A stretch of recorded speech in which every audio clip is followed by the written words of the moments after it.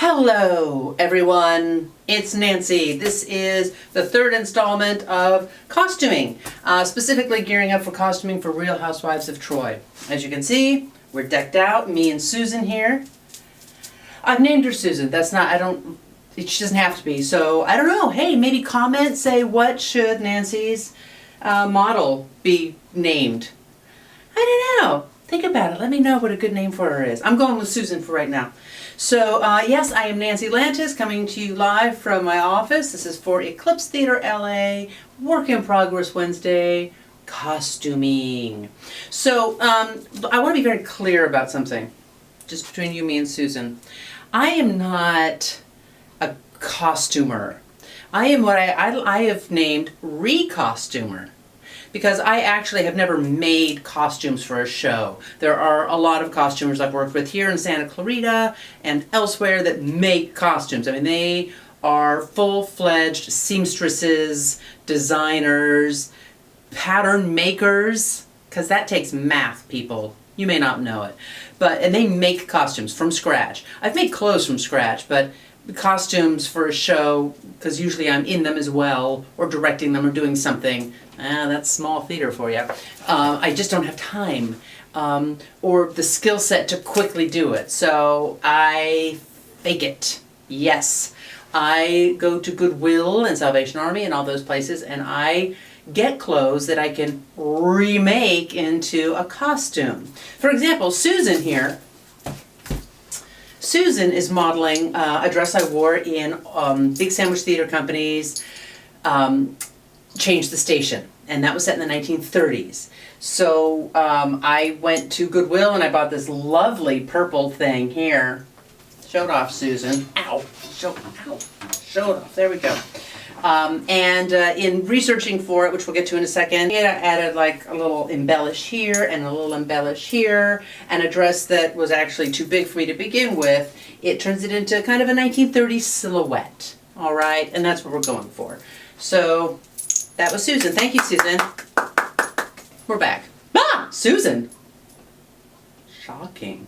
Whether you're a costumer that makes your costumes or you're a re-costumer, then you need to do research about what you are working on. And especially, if you're going to go into a Goodwill and kind of look through clothes, an 80s dress with shoulder pads cut below the knee, then you've got to know that that can also work for 1940s where they had the shoulder pads. The silhouette, what they call the silhouette, is the same.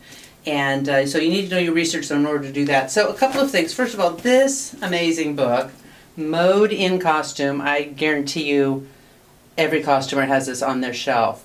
Sadly, I am such a nerd, I've read it a few times. But it goes through the ages and, has the pictures, and it tells you all about why they dressed like this. And it is fascinating to me.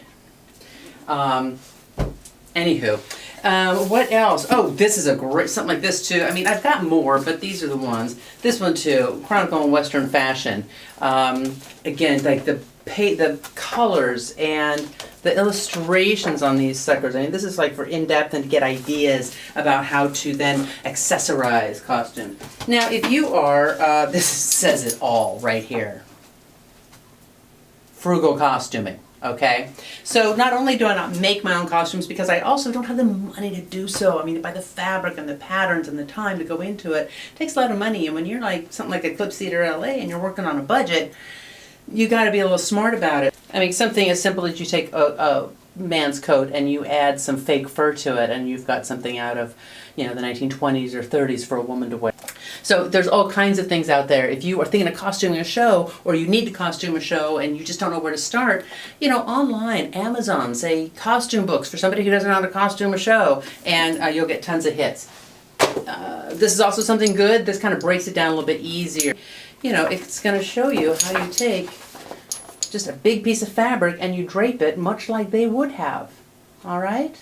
And you can add, and then it's your own creativity from your own little brain, and also thinking about the characters you're costuming, how they would wear a toga or a chiton, as they... Let's move on. So, for Real Housewives of Troy, it is actually going to be fairly simple because as Got a call. Just a second. The show that I'm gearing up to do is The Real Housewives of Troy. It takes place in ancient Greece, Troy. It's going to be just sort of like the togas you would normally see. It's not going to be what you see in Animal House, what I like to call the frat toga. Susan? People forget because they see the white marble statues and they see the faded frescoes that were painted and they thought they just all wore white. Well, they didn't. They wore colors. They wore very, very vibrant colors, and they would mix and match colors and patterns and things like that. And so, and also it was Mediterranean, it was hot, and they didn't have sewing machines. A piece of fabric, you're in the middle like a sandwich, and you pin it up at the top, and you tied a cord around your waist, and it was open, and it was flowy, and it was free. So something, very much, I don't know, kind of like this, or even a variation. There is also the other side that has the fold over in the front. Now these are called Doric and Ionic chitons, named after like the Doric and Ionic columns, and I never remember which is which, so you guys can look that up on your own, a little research for you. And this is just a fold over at the front there and the back, and you still tie it around the waist to keep it all closed up, because like I said, they didn't have sewing machines, so this whole action would happen there. Anywho, okay, even though it's not necessarily historically accurate, I might even be able to play with the costumes a bit, like put something like this on Helen, because, she kinda that girl, And also, this is a good time to mention concept as well. If you're costuming a show that is straight and narrow, right down the line, 1935, 1842, and the director and the writer and the costumer work together to bring that concept to life. I know that Santa Clarita Shakespeare Festival did a great rendition of The Trojan Women, directed by Lakhari, with all Santa Clarita actors in it.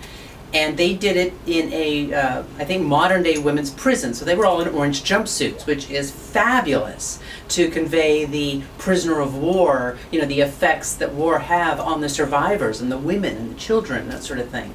So that was the concept they went with. I have some leeway. I also happen to know the writer and the directors, so we're talking like that. So I can play around with the historically accurate togas, but I can also play around with what the housewives of like New York City would wear. And so, Helen would definitely be wearing something a little sassier, you know what I mean? So that's gonna be a lot of fun too. The other way that we dress up the outfits, kind of dress it up with trims, fun things. Materials. Now, material can be very expensive, okay? And I knew that I wanted these outfits to flow, to have some sort of movement to it. You're looking at like chiffons and things like that. Super hard to sew, all right? If it's not easy to do, I'm not gonna do it. But Walmart, and again, I'm not getting paid, not sponsoring, but if you're out there, Walmart, and you're listening, okay?